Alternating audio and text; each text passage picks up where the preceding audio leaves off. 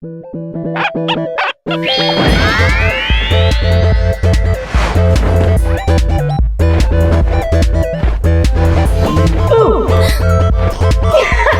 chubbicorn.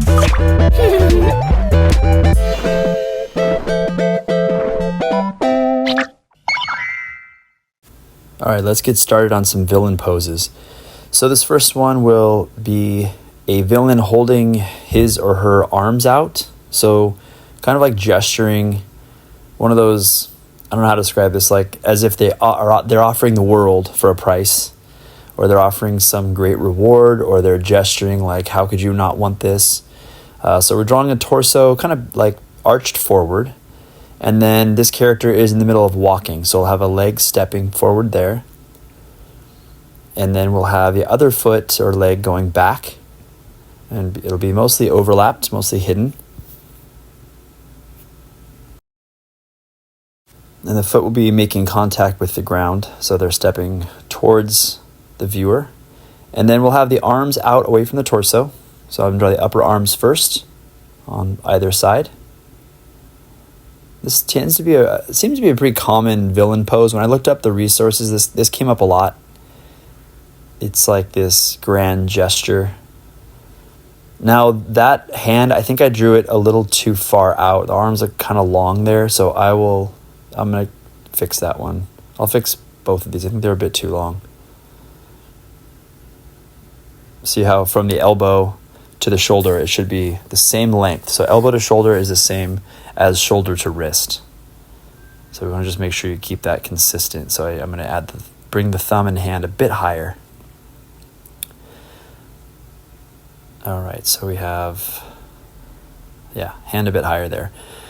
All right, and then I'll just draw the face. So this character is kind of a 3/4 view looking down.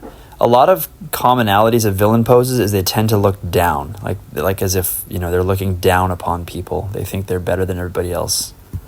So we have the eyes. I'm going to draw actually expressions here. So this series of poses will have fingers and expressions. So it is a bit of a detail upgrade.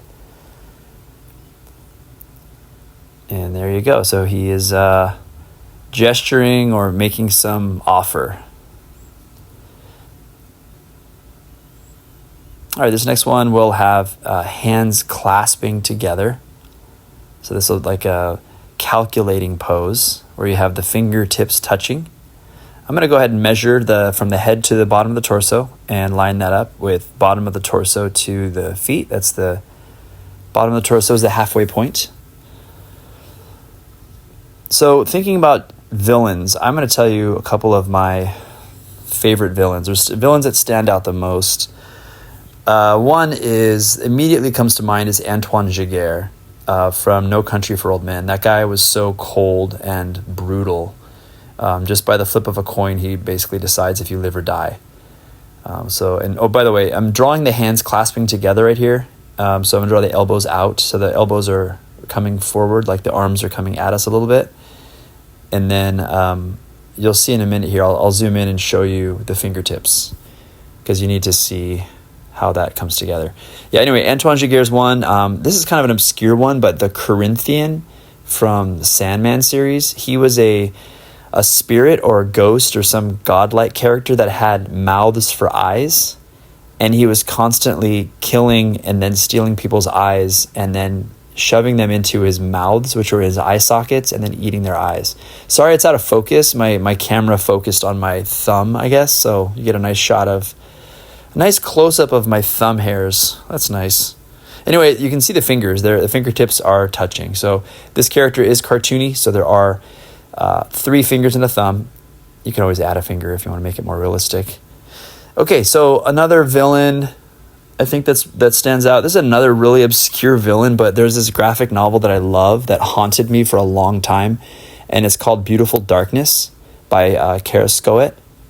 They're a husband and wife French duo, and I collect like pretty much all their books. I love their style. But anyway, the villain there is this princess lady who is very manipulative, and she just does some awful things to the other characters.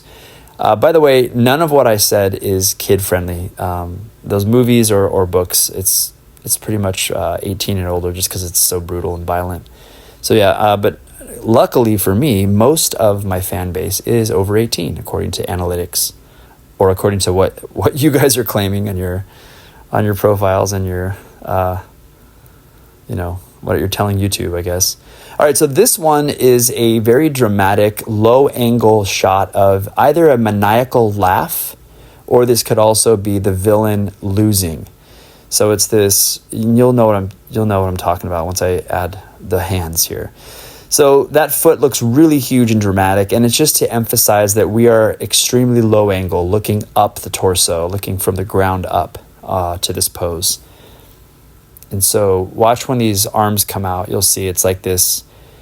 The character has either lost everything or they've gained everything, I guess, depending on the facial expression.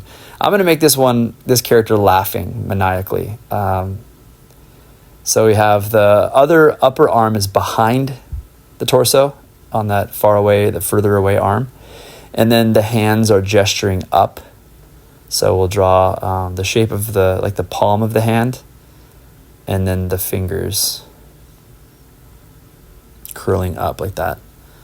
So this could easily be like a devastation pose, but you could also draw the hands, I guess, curled into fists too. So I'll draw the other fingers here. And again, 3 fingers and a thumb. So they're curled up. So palms are up here. We don't see the thumb. It's behind the hand. There's actually a little bit of the thumb right there. Okay, so now the head is tilted way back. So we're going to see mostly the lower part of the face. Eyes are squinted shut. I'm just drawing those cartoony squint marks there. And then a huge laugh. So now this laugh, that mouth, I'm going to actually draw the bottom of it. Let me first clean up some of these lines for the arm there so it looks a little more clear. But you see, I kind of have to draw the mouth going up and then back down again because we're looking up at it. But you still have to make sure it looks like a smile. So this is kind of like this laugh, I guess. Yeah. Okay, let's do one more. This one is like, how do I describe this one? This one is maniacal. There's a word for it. I had the word in my head earlier, and now I'm like, I don't know. I lost it. But this one is, diabolical maybe is the word.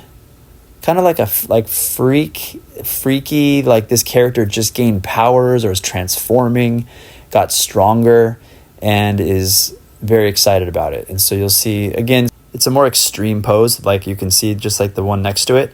The feet are a little bit more exaggerated, especially this first leg. It's coming towards us.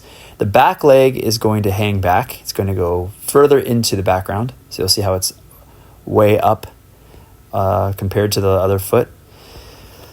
And then the arms are coming out and gesturing outwards. So it's all these poses except for the second one are very open poses, which means the limbs are spread out from each other and from the torso. An open pose shows confidence. It shows boldness. Whereas a closed pose would be like closed arms or like hands at sides, arms crossed, that sort of thing. All right, so these are like claw-like hands. So this character is probably about to fight or just has been infused with some evil power or been possessed by something. But these little claw-like hands pointing up give the sense of, or like claws reaching out, give the sense of like trouble is coming. This character is about to fight or has some tricks up his or her sleeve. And then just draw the center of the chest there for reference. We'll make a angry or a leering, smiling face. They're very, very happy to fight or happy to exact revenge or something. And just rounding out the top of the leg to emphasize where it's attached. And that is pretty much it. Thank you so much for watching. And hey, do me a favor and subscribe. If you watch these videos, might as well just stay updated or whatever. Have a good one.